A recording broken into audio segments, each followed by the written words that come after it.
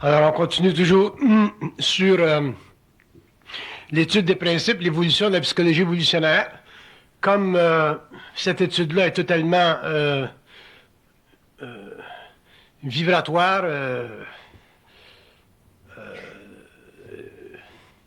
son étude est aussi instantanée. Donc, on en découvre les paramètres au fur et à mesure où on avance. Là, on voit que un des principes à étudier au niveau de cette psychologie-là, c'est ce que j'appelle la réciprocité psychologique. Alors, la réciprocité psychologique, c'est la fondation de la psychologie évolutionnaire dans ce sens que pour que l'homme en arrive éventuellement un jour à avoir une pleine conscience de lui-même, c'est-à-dire une compréhension parfaite de son statut psychologique sur le plan matériel, il faudra que l'homme éventuellement développe des moyens ou des mécanismes qui lui permettront d'intervenir psychologiquement, pas seulement sur le plan matériel, autrement dit en relation avec les hommes, mais aussi en relation avec d'autres intelligences sur d'autres plans. Et ça va demander de la part de l'homme une élévation de sa conscience, une élévation suffisamment grande de sa conscience pour créer au niveau de l'ego, de son moi, de sa personnalité, un genre de vacuum, c'est-à-dire un genre de vide, mais un vide plein, c'est-à-dire un corridor d'énergie, un canal qui lui permettra éventuellement de s'entretenir psychologiquement avec d'autres natures. Quand je parle d'autres natures, je parle d'autres mondes, d'autres plans, d'autres niveaux d'intelligence, d'autres catégories essentielles de vie qui sont en rapport indirect avec l'homme ou qui sont en rapport direct avec lui, mais sur le plan télépathique, mais qui sont techniquement inconnus de l'homme sur le plan psychique et sur le plan de l'expérience parce que l'homme sur la Terre appartient à une civilisation en quarantaine. À partir du moment où une civilisation est en quarantaine, c'est-à-dire qu'elle est régie par des forces extérieures à elle-même, cette civilisation-là n'a pas le pouvoir psychologique pour s'entretenir avec des mondes qui sont parallèles. Quand je dis s'entretenir, je veux dire avoir accès à de l'information sans pour cela être dominé par cette information-là.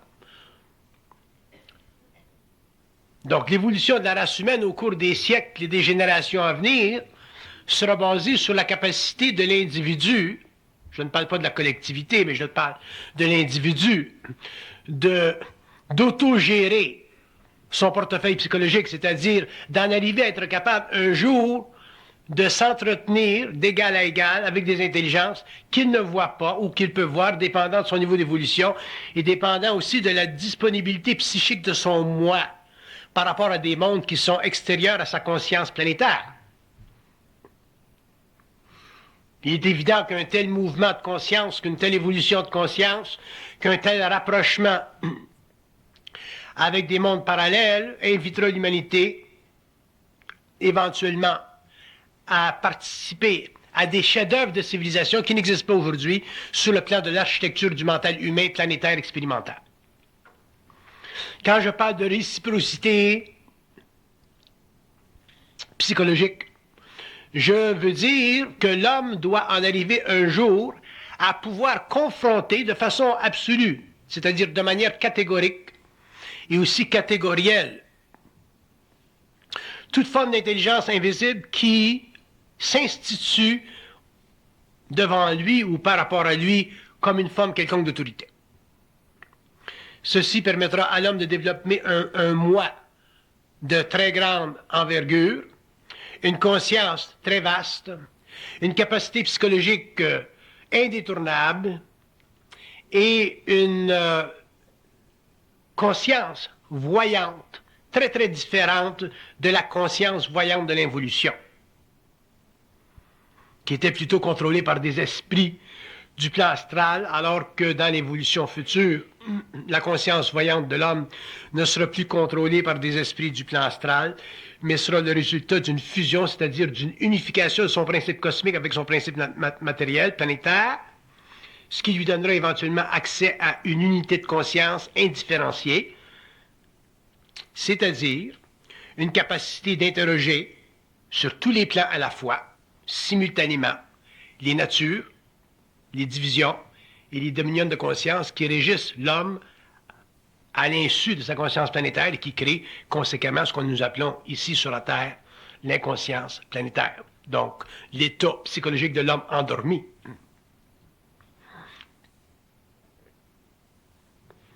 Une réciprocité psychologique, c'est un contrat qui éventuellement permet à l'homme de forcément établir sa volonté en relation avec des forces de vie qui lui sont invisibles. Donc, de soutirer de ces forces de vie-là ce que nous appelons le pouvoir, c'est-à-dire l'accès qu'ils ont à ces différents champs d'énergie, dont le corps mental, le corps émotionnel, le corps éthérique, et ultimement le corps matériel, qui est une condensation de ces plans-là. Pour que l'homme en arrive éventuellement à pouvoir contractuer avec des forces qui sont invisibles, il faut qu'il soit lui-même très très intégré dans son énergie, c'est-à-dire qu'il doit pouvoir, sur le plan psychologique, avoir une pleine maîtrise de sa conscience animale, c'est-à-dire de ses craintes.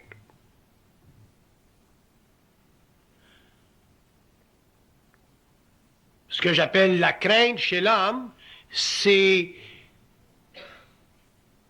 son contact astral ou sa proximité astrale avec le monde de la mort. La crainte n'est pas un phénomène psychologique. La crainte est d'abord un phénomène psychique qui se traduit en phénomène psychologique à cause des paramètres de la personnalité. Mais la crainte, ultimement, à sa source, elle est psychique, elle fait partie des forces de l'âme, elle fait partie de la conscience animale, elle est soufflée dans l'homme par le biais de la pensée ou par la manipulation de ses émotions ou par la manipulation de son écran mental. Donc la crainte n'est pas en soi un absolu. C'est un dérivatif de son inconscience planétaire. Donc si la crainte est un dérivatif de la conscience planétaire, toutes les expériences de l'homme sur la Terre doivent éventuellement le convaincre qu'il a ou qu'il possède au-dessus de ses facteurs expérientiels un pouvoir de contrôle, un pouvoir d'ascension et une capacité de neutralité ou de neutralisation, ce qui fait partie de la conscience supramentale sur la Terre. Sinon, la définition de l'homme, telle que nous l'avons développée au cours de l'évolution, au cours des siècles, est absolument inutile pour une conscience élevée. Elle ne sert qu'à définir une conscience inférieure et faire en sorte que l'homme, l'humain, appartienne à un groupe d'intelligence inférieure, animalisé, mais incapable de traiter de façon absolue avec des intelligences parallèles, donc automatiquement qui empêche par le fait même ces intelligences parallèles-là de se matérialiser, de se manifester, de venir en relation avec l'homme pour élever sa conscience, changer la nature de ses corps subtils et l'inviter ultimement à passer dans d'autres dimensions, mais consciemment.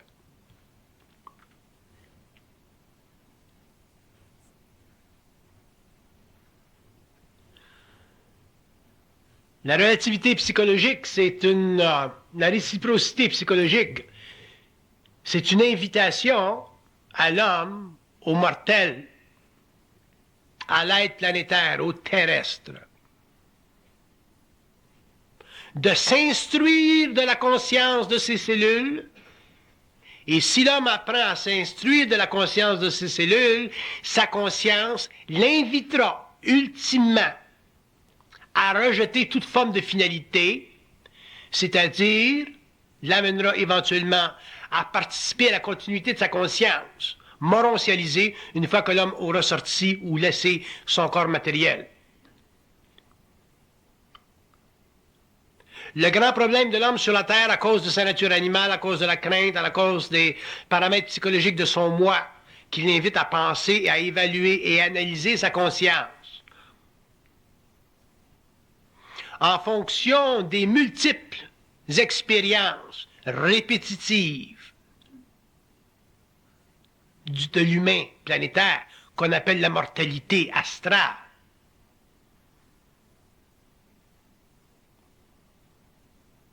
Tout ceci empêche l'homme de prendre conscience de la science qui est importée dans ses cellules. Et cette science qui est importée dans ses cellules par le rayon de vie, par les rayons de vie, par les axes de vie, par les vagues de vie supérieures à sa conscience planétaire, cette science est infinie, absolue, et elle a le droit de vision totale, c'est-à-dire qu'elle a la capacité de juger de manière absolue les différents états, les différentes natures, les différentes catégories existentielles de vie sur différents plans. L'homme n'est pas un animal intelligent seulement, l'homme est un être de lumière. Et tant que l'homme ne réalise pas qu'il est un être de lumière, il vivra sa conscience en tant qu'être intelligent seulement. Et si l'homme vit sa conscience en tant que tel, il n'aura jamais la capacité sur la Terre de se mettre en confrontation ou de confronter les forces de vie occultes qui font partie de sa conscience, mais d'une conscience qui est établie en évolution, statuée dans d'autres mondes parallèles. L'homme ne vit pas seulement sur la Terre. L'homme est un être qui vit sur plusieurs plans à la fois. Il n'en a pas conscience, et parce qu'il n'en a pas conscience, il a l'impression, sur la Terre, d'être un être humain seulement. Et l'homme n'est pas simplement un être humain, l'homme est un être cosmique, dans une enveloppe humaine, et sa conscience, ultimement, doit l'amener à réaliser qu'il a le pouvoir, sur le plan psychique de sa conscience, transmuté, de s'informer de manière absolue de sa conscience cellulaire et automatiquement d'altérer ses rapports de force avec les mondes invisibles pour qu'un jour il en arrive à pouvoir commander à l'invisible afin que l'invisible se matérialise à lui, travaille avec lui et en conscience morontielle le projette dans des dimensions supérieures pour établir finalement une nouvelle race humaine qui ne fait pas partie de la conscience planétaire mais qui fait partie de l'évolution jupitérienne de la Terre en évolution.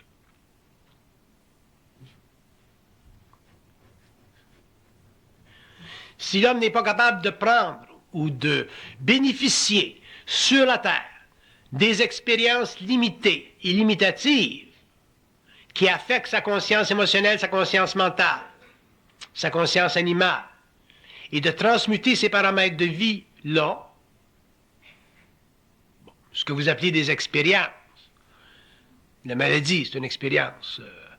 La perte de votre maison, c'est une expérience. Toutes les pertes, toutes les souffrances, toutes ces expériences. Si l'homme n'est pas capable de transmuter les expériences et en extraire une volonté, une conscience, sans crainte, l'homme ne peut pas travailler directement avec les forces de vie. Le plus loin qu'il peut aller, c'est être invité à échanger avec les forces astrales, mais il n'a sur ces forces-là aucun empire, parce que les forces astrales font déjà partie de la science décomposée de ces cellules. Il n'y a aucune intelligence dans le monde de la mort.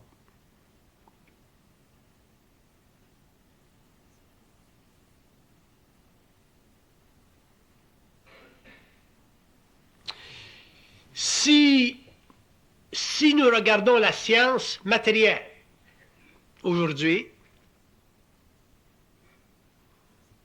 au stade où elle est rendue, nous pouvons facilement, en extrapolant, nous pouvons facilement nous imaginer que dans quelques générations, la science sur la Terre sera très, très avancée.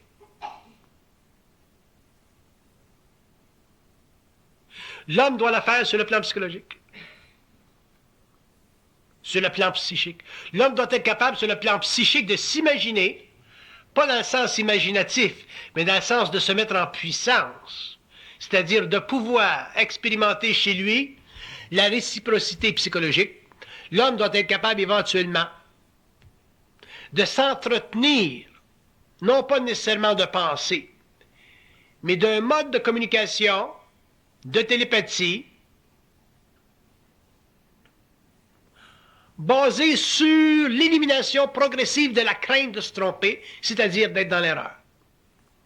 Un homme qui est à la recherche de la vérité sur la Terre ne peut pas avoir pleine conscience de lui-même, parce que la vérité ne fait pas partie des paramètres psychiques de la conscience des cellules. La vérité fait partie de la manipulation psychologique de l'ego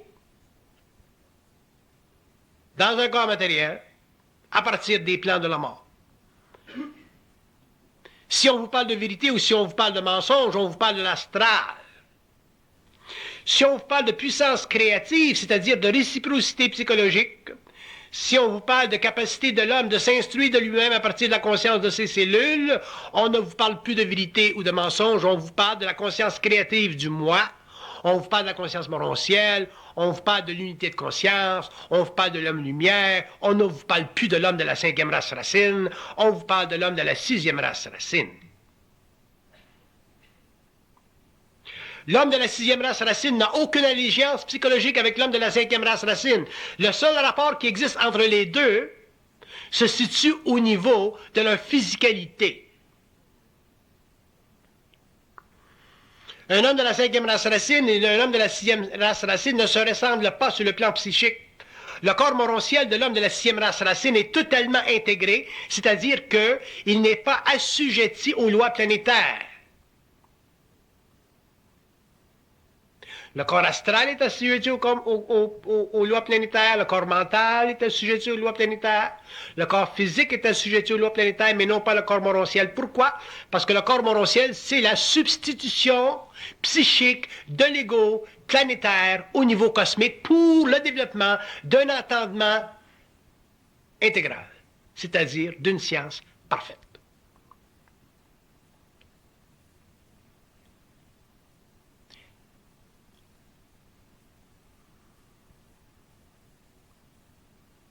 Question. Est-ce que le corps morontiel est électricité? Le corps émotionnel. Le corps morontiel, le corps morontiel, le corps éthérique, c'est pas synonyme, c'est semblable. Le corps éthérique, c'est le corps vital qui permet à l'homme d'électrifier son corps matériel et de le maintenir en équilibre en relation avec les forces animales de sa conscience astrale, donc de son corps astral. Alors que le corps morontiel, c'est le principe de vie cosmique qui substitue la conscience des cellules pour donner à l'homme l'impression, sur le plan matériel, d'être humain, alors qu'en réalité, il a une conscience lumière, mais qui est voilée par le fait qu'il est enveloppé dans une matérialité.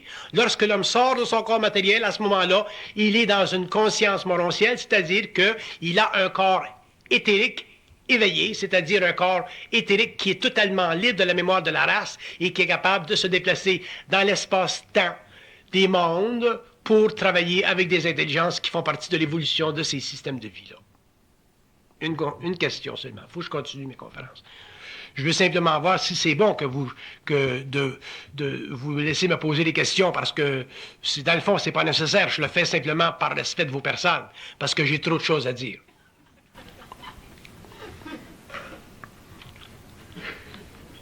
Similarité entre le corps émotionnel et le corps morontiel. La réciprocité psychologique de l'ego permettra éventuellement à l'homme de reconnaître qu'il a sur le plan matériel deux fonctions. La première fonction, c'est d'étudier sa relation avec la mort, c'est-à-dire étudier sa relation avec la crainte. Et si vous regardez votre expérience de vie sur le plan matériel, toutes vos expériences, la sommation de vos expériences de vie, à partir d'un bas âge jusqu'à aujourd'hui, vous voyez nettement que votre expérience de vie traite avec le facteur de crainte. Si l'homme ne vivait pas de crainte sur le plan matériel, déjà sa vie serait extrêmement allégée. Donc le phénomène de crainte fait partie de l'expérience de l'âme. Pourquoi? Pour permettre à l'homme, éventuellement, de s'entretenir de cette réciprocité psychologique, c'est-à-dire de s'amener éventuellement à transmuter cette conscience animale afin de pouvoir unifier ses principes universels. On ne réalise pas jusqu'à quel point l'expérience est importante, on ne réalise pas jusqu'à quel point la crainte fait partie essentiellement de la condition humaine, parce qu'on ne se sert pas suffisamment de ces paramètres de vie-là pour transmuter intégralement nos consciences planétaires. Si l'homme était capable de réellement utiliser tous les mouvements de crainte dans sa personne, dans sa personnalité, et les neutraliser complètement, l'homme transmuterait ses énergies et l'homme en arriverait à une conscience très grande. Donc c'est le rôle de l'homme en évolution sur une planète en quarantaine, à partir du moment où cette conscience passe de l'involution à l'évolution, c'est son rôle d'en arriver éventuellement à extraire de la crainte, c'est-à-dire des événements qui créent de la crainte, des niveaux de force différenciés qui l'amèneront éventuellement à intégrer la totalité de sa conscience. Le problème avec l'être humain aujourd'hui dans le monde occidental, un peu comme dans le monde oriental, c'est que l'homme base sa conscience sur l'évolution psychologique de son ego en fonction de paramètres spirituels. La spiritualité ne peut pas vous faire évoluer.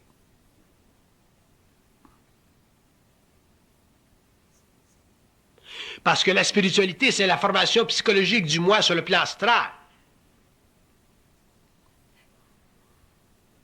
Donc la psychologie, c'est un territoire, la spiritualité, c'est un territoire qui est contrôlé par des entités astrales. Comment voulez-vous que l'homme spiritualise son être et en arrive à une pleine conscience en passant par la spiritualité, lorsque la spiritualité, ses modalités, ses niveaux de pensée, ses concepts, les formations égrégoriennes de toute sa manifestation viennent de l'astral. Donc, l'évolution spirituelle de l'humanité, c'est normal, ce sera très long. Elle a été très longue. Elle a eu des phases utiles sur le plan de la civilisation, elle a eu des phases totalement inutiles aussi. Mais sur le plan de l'individu, la spiritualité est totalement une perte de temps. Pourquoi est-elle une perte de temps? Pour 3 ou 4 raisons primaires. Premièrement, parce qu'elle n'est pas réelle. Ce qui veut dire quoi? Ça veut dire qu'elle n'est pas intelligente. Ce qui veut dire quoi? Une spiritualité qui n'est pas intelligente veut dire quoi? Ça veut dire qu'à l'intérieur d'une spiritualité non intelligente, l'homme, l'ego, est toujours assujetti à des forces quelconques. Soit qu'il soit assujetti à des forces sociales, ou soit qu'il soit assujetti à des forces psychiques ou occultes. Mais dans une spiritualité, si vous regardez les gens spirituels ou les hommes spirituels dans le monde, ils n'ont pas de puissance. Ils sont fins. Ils sont bons. Ils sont justes. Mais ils n'ont pas de puissance. Autrement dit, ils ne sont pas capables de faire la guerre. Un être qui n'est pas capable de faire la guerre est déjà vicié par sa spiritualité. Et cette conscience de pouvoir faire la guerre fera partie de la conscience intégrale de l'homme de la 6e race racine. L'homme doit être capable de faire la guerre, parce que c'est la guerre qui permet éventuellement de corriger les erreurs du passé. C'est la guerre qui permet de faire des corrections. C'est la guerre entre l'homme et l'invisible qui permettra éventuellement de faire des corrections sur le plan psychologique de l'ego pour que l'homme un jour en arrive à une pleine réciprocité de conscience, c'est-à-dire à une capacité d'établir ses droits en tant qu'être sur la Terre. Et quand je dis d'établir ses droits, je veux dire le contrôle de sa destinée en tant qu'être matériel, c'est-à-dire la capacité de contrôler la fluidité de ses corps, autant psychique que matériel, donc l'élimination ultime de la maladie, et éventuellement le détournement de la mort astrale pour le passage à la conscience éthérique.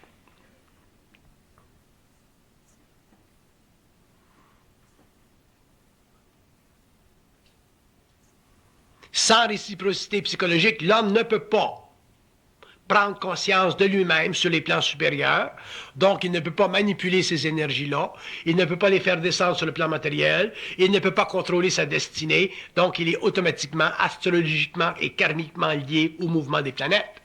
Et dans cette condition-là, l'homme n'est pas un être libre, il est un être en voie de conscience expérimentale, et il n'est pas capable sur le plan psychique de son moi d'intervenir de manière catégorique avec des forces qui sont techniquement absolues, c'est-à-dire les forces de vie. Pourquoi?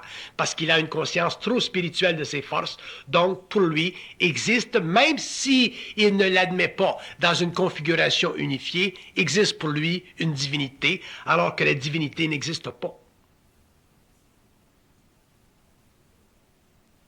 Un jour, l'homme découvrira, lorsqu'il aura suffisamment de science, que la conscience de la divinité, ou une conscience divinisée, ou une conscience qui s'intéresse à la divinité, c'est une conscience qui veut unifier la particularité des mondes, parce que l'homme, en tant qu'égo moroncialisé, n'est pas suffisamment évolué pour pouvoir maintenir en tension les mondes invisibles et parallèles, ce qui est à la base de sa configuration d'esclave sur le plan matériel.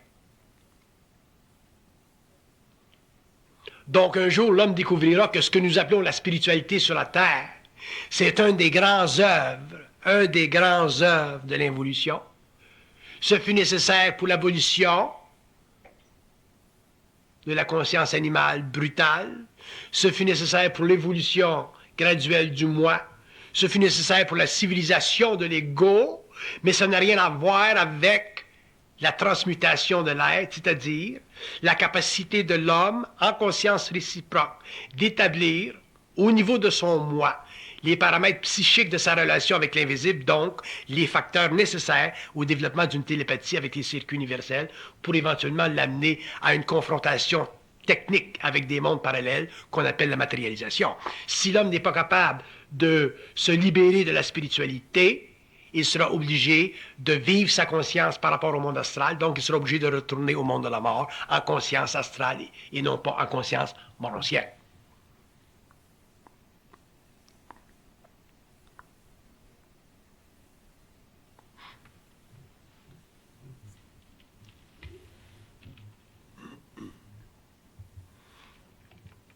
Nous avons un ego totalement déformé sur la Terre.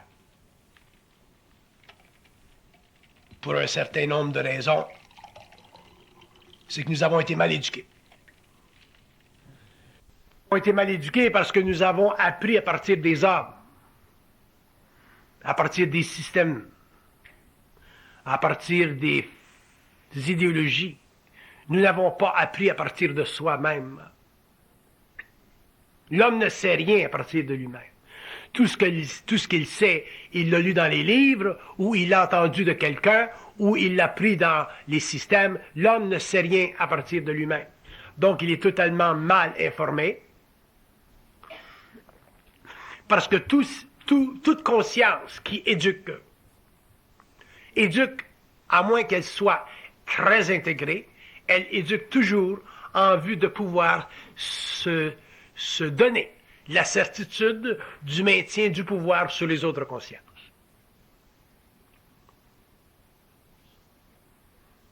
Pour qu'une conscience éduque une humanité ou un homme ou deux hommes, il faut que cette conscience soit totalement retirée de la conscience de la race et qu'elle n'ait aucun lien avec la conscience de la race.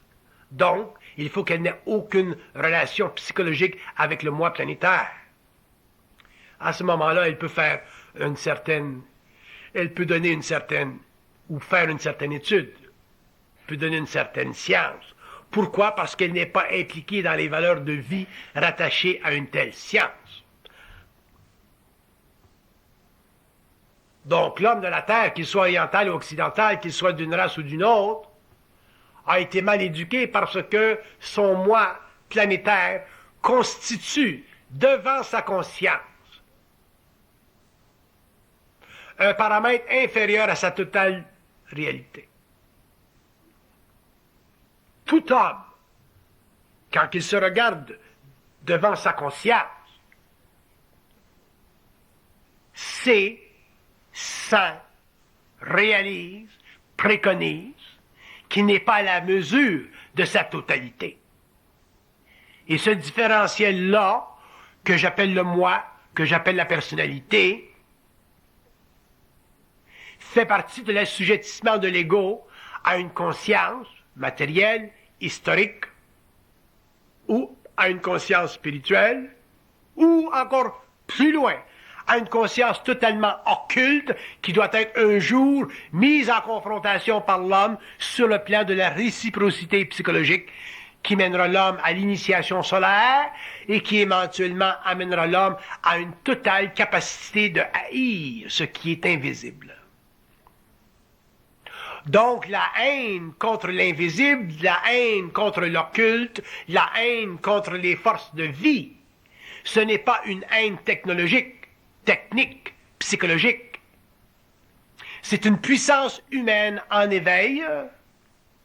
C'est une nouvelle puissance humaine en éveil qui ne grandira que lorsque l'homme aura mis de côté les anciens habits de sa spiritualité planétaire pour finalement en arriver à se confronter intégralement au dragon du mensonge qu'on appelle toute forme d'entité dans les mondes invisibles qui communique avec lui. Il ne s'agit pas simplement pour l'homme d'avoir ou de pouvoir bénéficier d'une interface avec l'invisible. Il ne s'agit pas simplement pour l'homme d'être voyant. Il ne s'agit pas simplement pour l'homme d'avoir un contact intérieur. Il ne s'agit pas simplement pour l'homme d'avoir une communication au niveau de la petite voix intérieure. Il s'agit pour l'homme de pouvoir, dans le temps, au cours de son évolution, réellement fracasser les voiles du mensonge qui sont naturellement, techniquement, établi au-dessus de sa conscience, parce que ça fait partie des lois de l'évolution, ça fait partie de la structure de la conscience involutive de la Terre. Ça fait partie du viol du moi. Et ça fait partie de la terrible réalité de l'ego, qu'il est totalement ignorant.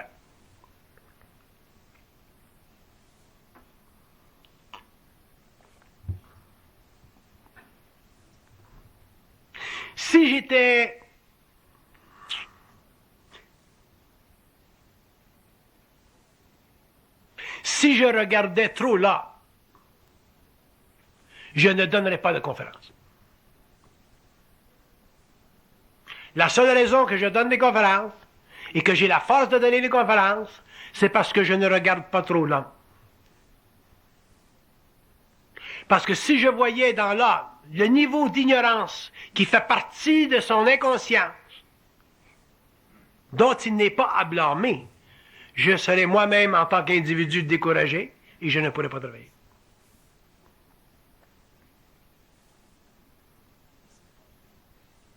Je ne fais pas le travail que je fais parce que j'ai une mission sur la Terre.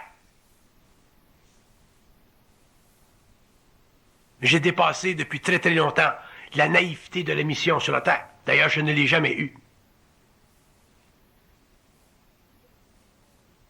Mais il faut que des choses soient dites, enregistrées, pour que l'homme, au cours de l'évolution, ait conscience de ces choses et qu'il puisse, de par lui-même, éventuellement en arriver à développer une réciprocité psychologique pour finalement se mettre en opposition créative, constante, absolue, avec des dimensions de son moi qui ne se sont pas encore révélées à lui,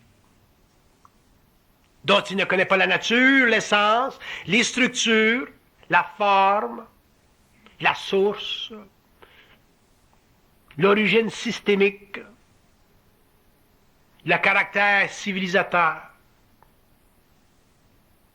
ainsi de suite.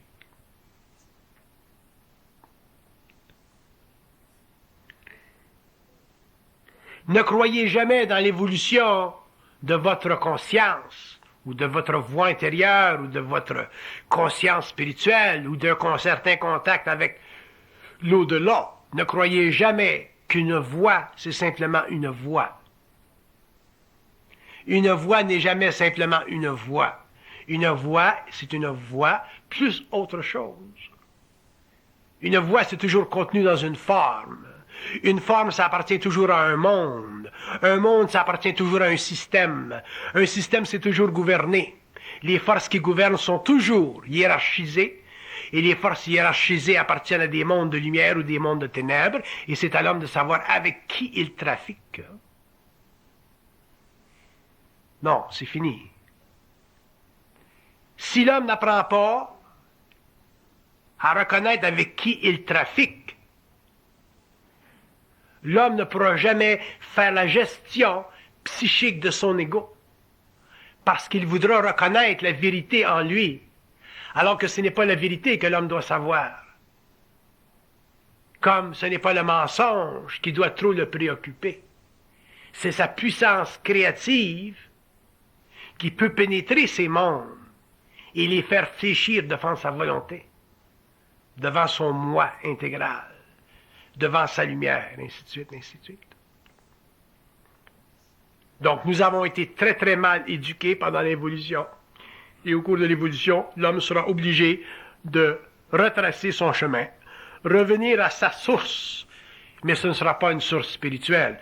Revenir à la source spirituelle, c'est très, très temporaire pour l'être humain. Un jour, il devra revenir au contact intégral avec son moi, qui évolue sur un plan systémique, qui fait partie d'une civilisation systémique, mais qui ne peut pas, pour des raisons de toutes sortes, se matérialiser devant lui, parce que si l'homme voyait l'autre côté de sa nature, il serait suffisamment terrifié pour mourir.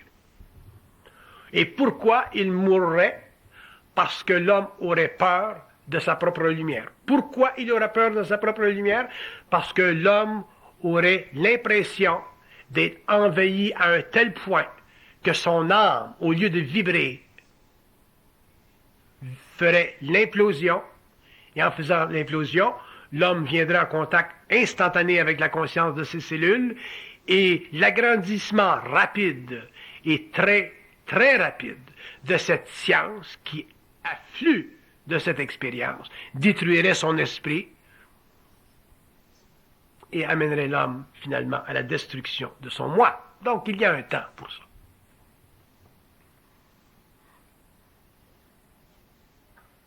La vie est très grande, l'univers est très vaste, l'homme est très ignorant, la science commence, la spiritualité va s'ajuster et l'homme éventuellement en arrivera à finalement pouvoir reconnaître qu'il est lumière. Et ne cherchez pas dans vos propos spirituels ou dans vos dictées spirituelles ou dans vos lectures spirituelles, ne vous laissez pas embobiner par des concepts spirituels tels que l'homme est Dieu. L'homme n'est pas Dieu. Ça fait plaisir à l'ego spirituel de se faire dire par des maîtres spirituels que l'homme est Dieu. L'homme n'est pas Dieu. L'homme est simplement une partie très peu développée d'une conscience universelle, particulièrement sous-développée, parce que l'âme n'est pas unifiée au rayon de lumière, qui est à la source de ce que nous appelons la pensée. C'est pour ça que l'homme est tel qu'il est. Si vous allez aux Indes ou que vous allez dans des écoles ou que vous lisez des livres de par le monde qui vous disent que l'homme est Dieu, à ce moment-là, vous allez vous attribuer des qualités qui vont vous faire perdre de vue votre vraie nature, qui est de détruire toute divinité. Et si vous perdez la vraie nature, qui est de détruire la divinité afin de particulariser votre infinité, vous n'aurez jamais de conscience morontielle, vous serez simplement un autre niveau de conscience spirituelle, animalisé, où la crainte aura transmuté et sera devenue celle d'être dans l'erreur ou celle de ne pas avoir de ne pas vous avoir permis de trouver votre voie. L'homme est toujours dans sa voie.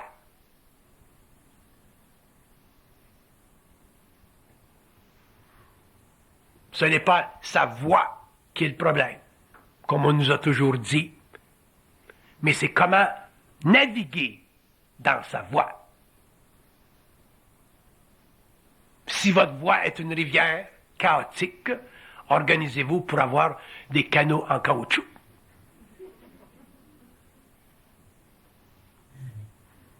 C'est pas votre voie.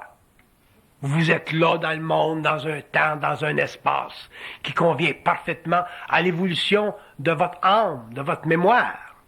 Et vous êtes là dans un monde, dans un temps, dans un espace qui fait partie de la relation intime et connue de vous, qui existe entre le rayon de la création, votre source mentale et votre ego. Donc, vous inquiétez de votre voix, c'est une perte de temps.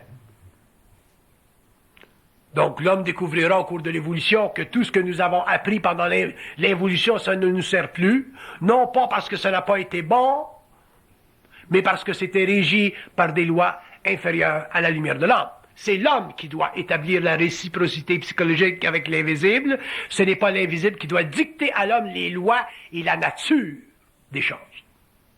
Quand l'homme aura compris ceci, l'homme aura finalement établi qu'il n'est plus dans une conscience expérimentale, qu'il fait partie de la conscience de la Terre parce qu'il est dans un corps matériel, donc il appartient à une conscience en quarantaine parce qu'il fait partie dans ce cycle à une mortalité matérielle, mais sur le plan psychique, l'homme sera libre, et lorsqu'il aura laissé son plan matériel, à ce moment-là, il aura une conscience cosmique, il sera montréalisé, et la fusion fera partie de l'expérience de l'homme nouveau.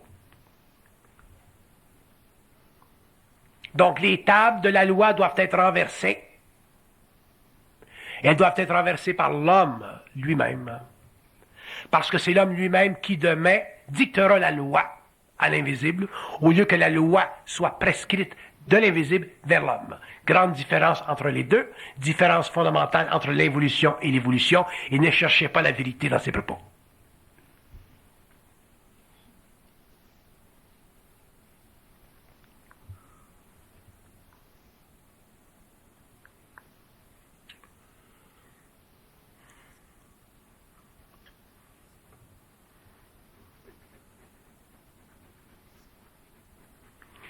Le développement de la réciprocité psychologique est basé sur la capacité de l'ego de supporter l'enchaînement graduel au cours de la vie des défaites.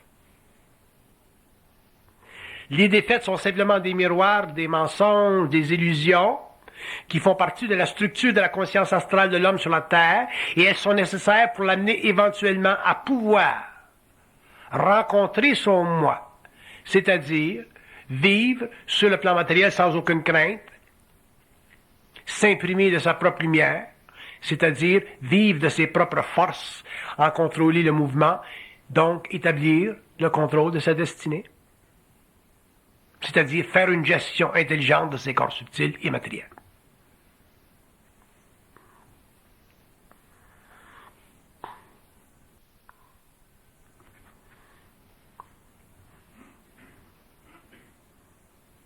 Autant la science d'aujourd'hui diffère de la science mécanique du 18e ou du 19e siècle, autant la science du mental, la science de la conscience, la science de l'homme, la science interne, différera demain de la science de l'évolution. Nous regarderons l'évolution des systèmes spirituels de l'évolution demain et nous verrons que ces systèmes font réellement partie du grand musée de l'humanité. Jamais, jamais l'homme ne deviendra homme dans le sens d'intégrer son énergie en fonction ou par rapport à une conscience collective. Une conscience collective n'est que le support temporaire pour le développement de l'homme, et une conscience collective doit éventuellement libérer l'homme, où l'homme doit se libérer d'une conscience collective pour toujours faire son chemin seul. Donc, l'évolution de la conscience humaine sur la Terre, le développement de la réciprocité, de la conscience, invitera toujours l'homme à se libérer de ce qui est collectif. Non pas de le rejeter, mais de se libérer.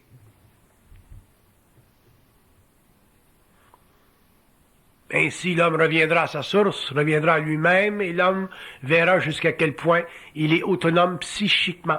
Dans une collectivité, il n'a pas d'autonomie psychique. Nous sommes trop relationnels, interrelationnels.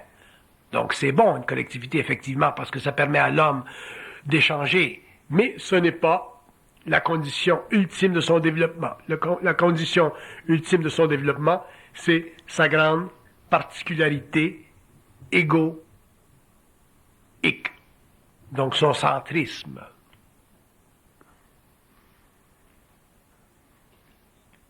Quand on est seul, on voit si on a de la crainte. Quand on est deux, on a moins de crainte. Trois, on a moins de crainte.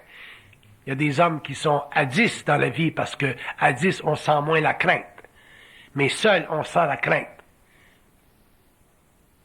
Si un homme n'est pas capable un jour de partir seul dans le désert de sa vie et être sans crainte, il demeurera toujours rattaché à des aspects karmiques d'une collectivité, donc il s'empêchera de réellement découvrir jusqu'à quel point il est en puissance. Je n'ai rien contre la collectivité, mais j'explique simplement le principe de l'autonomie de l'homme face aux hommes, et encore plus face aux forces occultes qui sous-tendent sa conscience.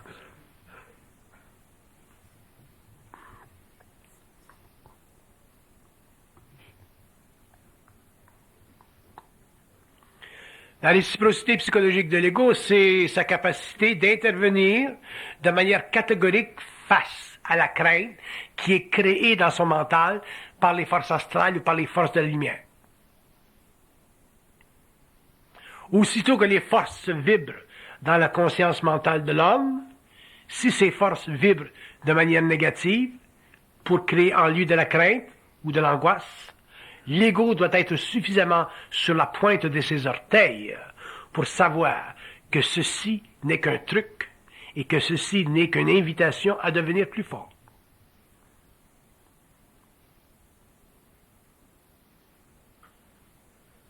Un être qui se laisse de moins en moins abattre par la crainte, qui se laisse de moins en moins essouffler par la crainte, qui se laisse de moins en moins mesmériser ou hypnotiser par la crainte, en arrive éventuellement à toucher du doigt de son esprit des niveaux de conscience extrêmement élevés, et à ce moment-là, il n'appartient plus à la race humaine sur le plan psychologique de l'ego, il appartient à une race en évolution, à une race mentale, et il fait réellement partie d'un autre temps.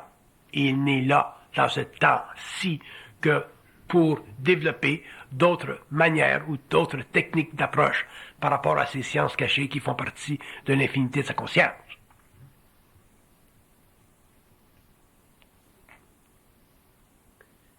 Vous devriez un jour être capable de regarder, d'évaluer tous les systèmes, toutes les approches, toutes les formes d'études que vous avez utilisées pour apparemment grandir. Tous les systèmes qui vous ont amené à une certaine spiritualité, qui ont fait partie du besoin de l'âme de se rapprocher d'une sorte d'infinité de conscience. Et vous réaliserez éventuellement qu'après toutes ces années, toutes ces lectures, toutes ces rencontres et toutes ces choses qui devaient vous amener à la pierre philosophale, que vous êtes réellement en dessous de la pierre.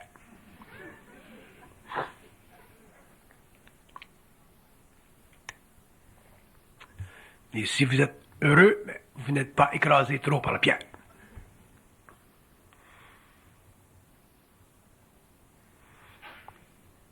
La chose la plus extraordinaire que j'ai découverte dans mon expérience, c'est l'abondance du mensonge dans la vie. Un être qui n'a pas conscience de l'abondance du mensonge dans la vie, c'est déjà un être très naïf, il est déjà totalement enveloppé dans le mensonge.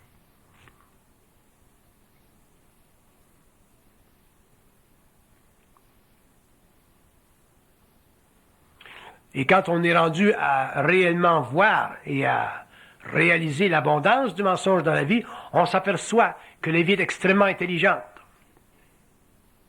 Donc la perception qu'on a de la vie, de l'intelligence de la vie, vient après avoir reconnu le mensonge.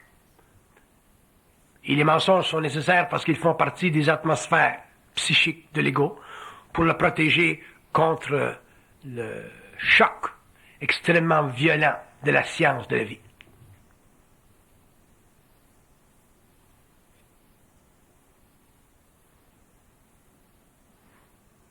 On devrait enseigner à nos jeunes, quand ils grandissent, tous les mensonges de la vie. Pas les vérités de la vie, pas les religions de la vie, pas la spiritualité de la vie, mais tous les mensonges de la vie. Et si nos enfants étaient réellement expliqués les mensonges de la vie, à tous les niveaux, ils seraient extrêmement conscients, très jeunes. Ils auraient une identité très vite, très rapide. Et ils n'auraient pas à souffrir que nous avons souffert au cours de l'involution. Ils seraient très avertis. Au lieu de rentrer dans la vie avec les yeux bandés.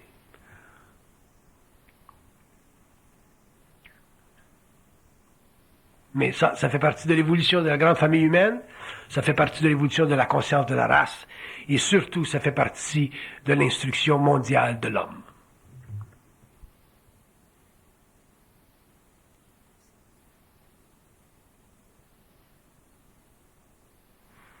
Un homme qui passe sa vie à étudier le mensonge n'a plus d'intérêt pour la vérité.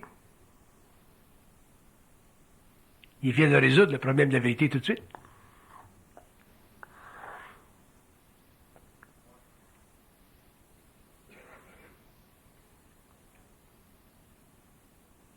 Mais un homme qui, toute sa vie, passe son temps à étudier la vérité, imaginez-vous qu'il a réellement un problème.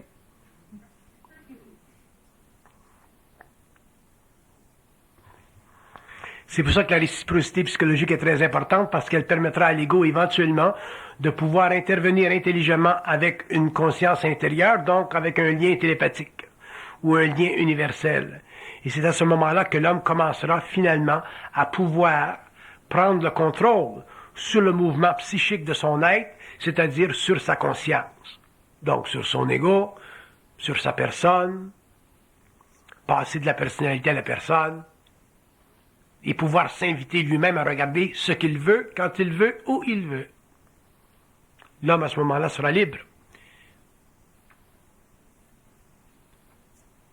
La réciprocité de conscience, la réciprocité psychologique de l'ego veut que l'homme, en tant qu'être planétaire, techniquement inférieur parce qu'il est dans une capsule matérielle, soit psychiquement égal à tout ce qui vient en contact avec lui sur le plan télépathique. On vous parle, on vous communique par la voie télépathique. L'homme doit avoir la réciprocité psychologique, c'est-à-dire la capacité de se mettre en opposition si l'intelligence, l'information, la science ou quoi que ce soit ne fait pas son affaire. Si l'homme ne fait pas ça, il ne peut pas s'ajuster au niveau psychologique, au niveau psychique.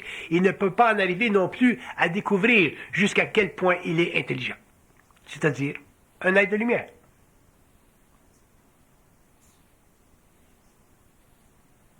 Dire que la conscience est infinie, c'est une chose. Dire que l'intelligence est infinie, c'est une chose. Mais réaliser que le mouvement vibratoire de cette énergie est effectivement infini, et que l'homme a la capacité technique, matérielle, psychique, psychologique, d'intervenir à tous les azimuts par rapport à toute forme d'information, c'est un autre niveau de la réalité. Et c'est essentiel, parce qu'il est là son génie, c'est-à-dire qu'elle est là la manifestation de sa lumière.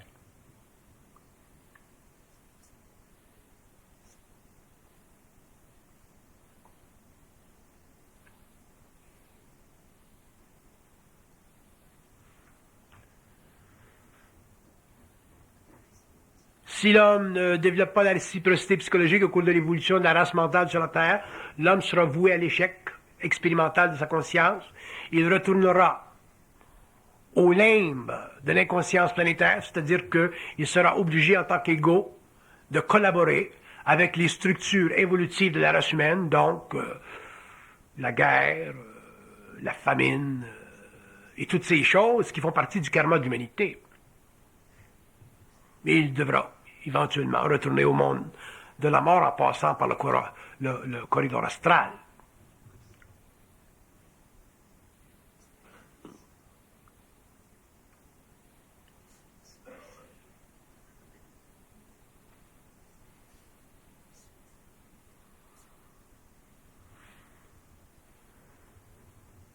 Si l'homme n'utilise pas l'outil de la réciprocité psychologique qui fait partie de sa conscience,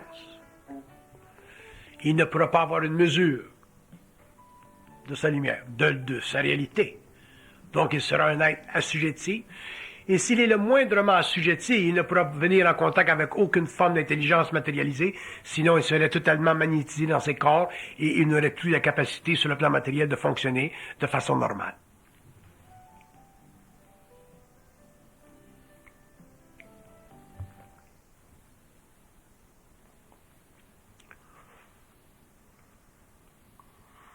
La réciprocité psychologique de l'ego, on sait qu'elle existe, les initiés vous le disent. C'est à l'homme de commencer lentement à remonter la filière, utiliser le fil d'Ariane, qui est sa propre lumière, sa propre intuition, et se rendre compte et réaliser qu'au fur et à mesure où il revient à lui-même, que les obstacles sont là, non pas pour le détruire, non pas pour amenuiser son mouvement, mais pour tester sa capacité de s'affranchir du mensonge. Dans la vie normale, quand vous faites le troc de matérialité avec les hommes, il y a toujours un combat. Il y a celui qui demande et celui qui offre. Au niveau occulte, au niveau de la science, au niveau de la conscience, au niveau de l'échange entre l'invisible et le matériel, il y a aussi l'offre et la demande.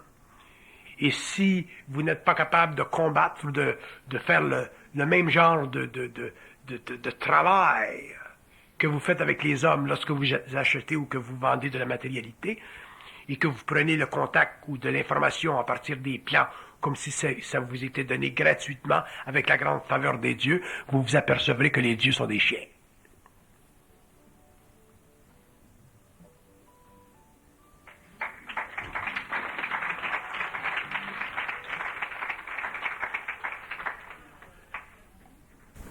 Le résultat